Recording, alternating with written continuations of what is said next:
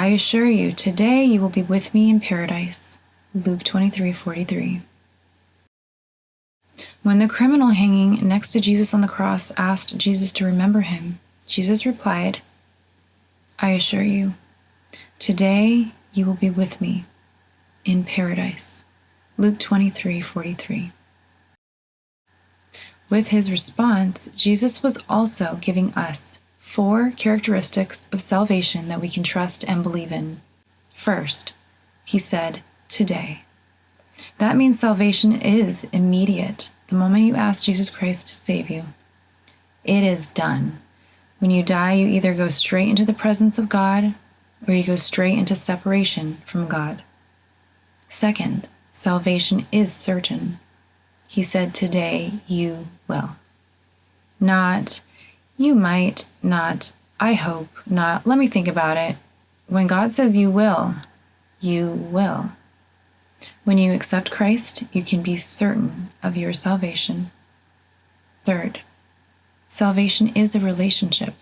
He said, you will be with me. Salvation is not a religion. It's not rules or regulations or rituals. Salvation is a relationship. That relationship doesn't begin when you get to heaven. It begins here on earth. Jesus Christ wants to be your best friend, wants to talk to you all the time. God made you for a relationship with him. Fourth, Jesus said, today you will be with me in paradise. Heaven is a real place, and it is forever. There were 2 criminals crucified with Jesus, one on either side. Jesus gave them the choice of salvation, and he gives you the same choice. He's not going to force you to love him. He's not going to force you to trust him. And he's not going to force you to accept heaven. There are 2 responses. One of those criminals rejected Jesus, and the other turned to him in faith. You can make the same choice. Romans 10:13 says, everyone who calls on the name of the Lord will be saved. If you're ready to call on the name of the Lord and you acknowledge these truths about salvation, then settle this issue of your eternal destiny once and for all. This is the hour to receive God's favor.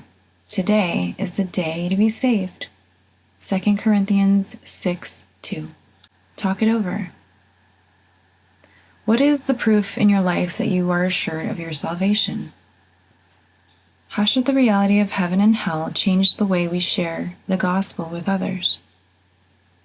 Ask God to lead you to someone who is calling on the name of the Lord that you can help lead to salvation or disciple. Who is God bringing to your mind?